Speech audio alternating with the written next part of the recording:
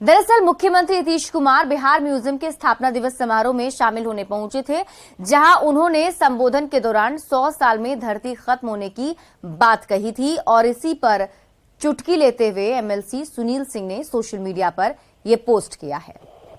जब सब लोग डिपेंडेंट रहेंगे, कुछ न लिखेंगे न कोई कागज रखेंगे, हम बराबर कह रहे हैं कि भाई कागज रखिए, जरूर रखिए, सुरक्षित रहिएगा, नहीं तो 100 साल भी नहीं लगेगा, धरती खत्म हो जाएगी, क्योंकि उस समय तो सब एक ही बार खत्म होगा। तो आप लोगों को याद नहीं है कि जब जब धरती खत्म हुआ है,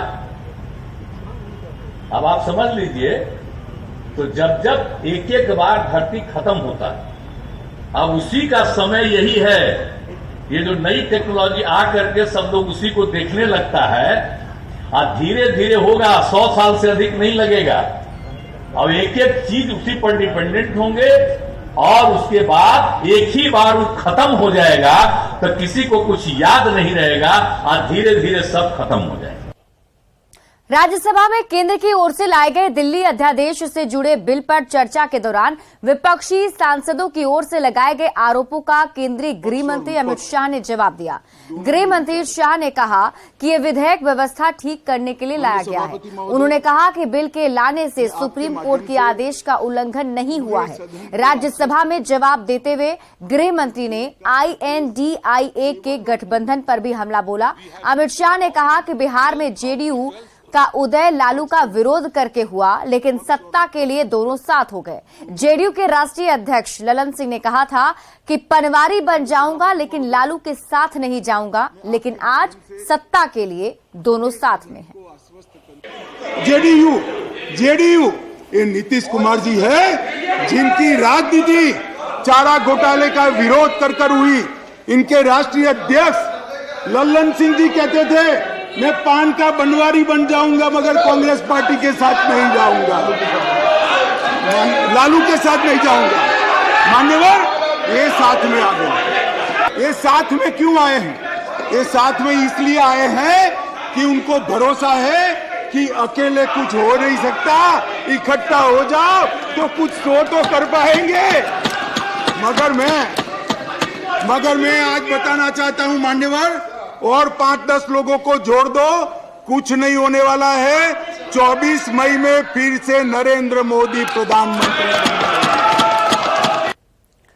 बाबा बागेश्वर के दरबार में मध्य प्रदेश के पूर्व सीएम कमलनाथ के पहुंचने पर बिहार में भी सियासत गर्म है।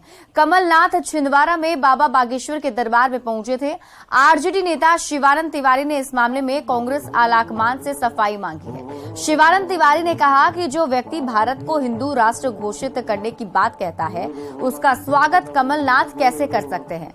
महागठबंधन को ये नागवार गुजरा है। महागठबंधन के लोगों में इससे नाराजगी बढ़ी है। शिवानंद तिवारी ने कांग्रेस आलाकमान से इस मामले में सफाई मांगी और कमलनाथ को तलब करने को कहा है।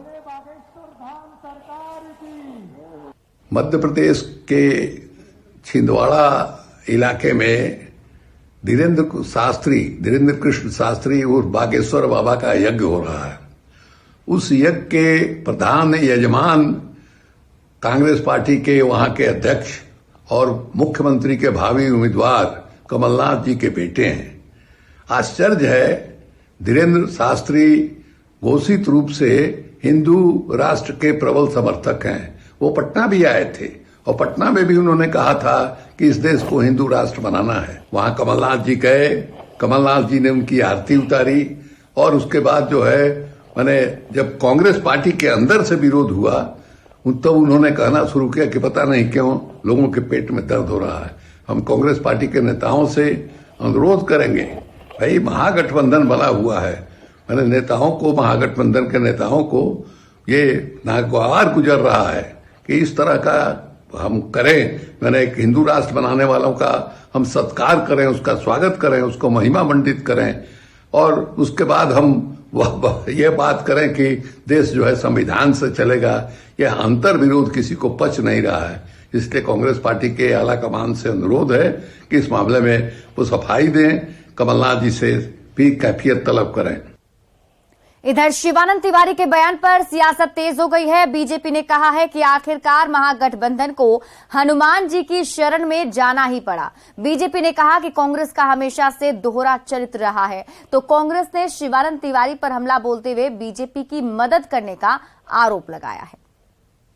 तो कांग्रेस का दोहरा चरित्र हमेशा से रहा है। बिहार में जब बाबा आए थे तो सिर्फ और सिर्फ वोटों की राजनीति के लिए बाबा का विरोध किया था महागठबंधन, और आज अंत में हनुमान जी की शरण में जाना पड़ा। और जहां तक रही शिवानंद तिवारी जी की बात, तो हो सकता है कि उन्हें उनके आला कमान ने कहा हो कि चूंकि कांग्रेस अभी दबाव बना रही है बिहार में, इसलिए कांग्रेस पे दबाव बनाया जाए, पर अंत में सबको हनुमान जी की शरण में जाना ही पड़ेगा। देखिए, धीरेन्द्र कृष्ण शास्त्री कोई अपराधी नहीं है, वो एक कथावाचक है। धार्मिक कथाएं कहते हैं और उसके बदले प्रोफेशनल फीस लेते हैं। आप भी उनकी प्रोफेशनल फीस भरिए, वो आपके लिए आके कथा कह देंगे। और धार्मिक कथाओं का आयोजन कराना कोई अपराध है क्या? ये तो अच्छी बात है, ये तो आयोजन होना चाहिए, चाहे कोई करवाए।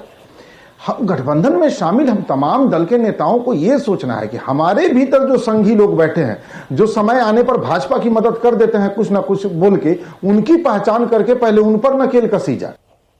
बिहार बीजेपी ने राज्य में लोकसभा चुनाव को लेकर धांधली का आरोप लगाते हुए मुख्य निर्वाचन पदाधिकारी से शिकायत की है। बीजेपी ने मतदान केंद्रों के युक्तिकरण और पुनर्निर्धारण में धांधली का आरोप लगाया है। बीजेपी के 5 सदस्यीय प्रतिनिधिमंडल ने मुख्य निर्वाचन पदाधिकारी को ज्ञापन सौंपा, जिसमें सभी मतदाताओं के परिवार को मोबाइल से लिंक करने, नए मतदाताओं के नाम जोड़ने के लिए विशेष कैंप लगाने, मतदाता सूची के पुनरीक्षण समेत कई मांगे शामिल हैं। वहीं मुख्य निर्वाचन पदाधिकारी ने बताया है कि बूथों के युक्तिकरण का काम शुरू हो गया है और इसमें सभी राजनीतिक दलों के प्रतिनिधियों से बैठक कर सहमति ली जाएगी। कि बिहार में बूथों का युक्तिकरण का काम चल रहा है और युक्तिकरण के काम में न हमारे स्टेट ऑफिस को सूचना दी गई और सीधे सीधे ARO स्तर पर यह काम शुरू हो गया।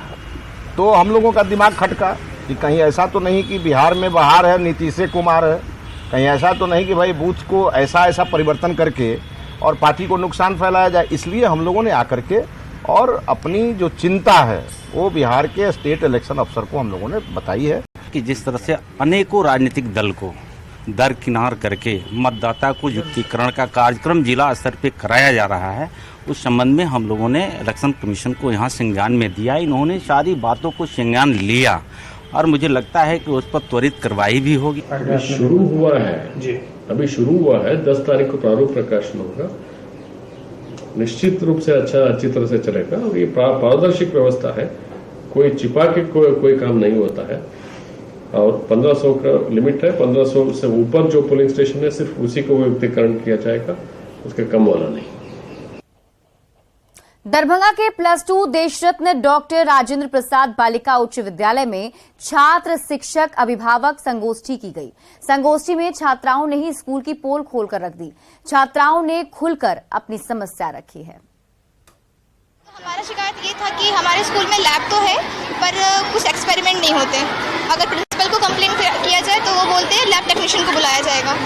ना ही लैब टेक्नीशियन आते हैं और जो टीचर्स केमिस्ट्री ऑनर्स या फिर फिजिक्स ऑनर्स किए हुए हैं उन्हें भी लैब के बारे में ज़्यादा कुछ नहीं हमें बता पाते। पर फिर भी हमारा एक चैप्टर जो होता है PT फर्स्ट का भी कंप्लीट नहीं हुआ है, 1 to 3 चैप्टर भी कंप्लीट नहीं हुआ अच्छे तरीके से। कोई टीचर आए तो कोई और सिलेबस, टीचर्स तो बहुत है सारे सब्जेक्ट्स के। सभी शिक्षिका शिक्षक सुन रहे हैं तो रूटीन भी नहीं पता है, तो निश्चित रूप से बच्चों को जो है सब चीज मैंने निर्देश दिया है कि शिकायत पेटिका 7 दिन के अंदर 3-3 शिकायत पेटिका लगनी चाहिए।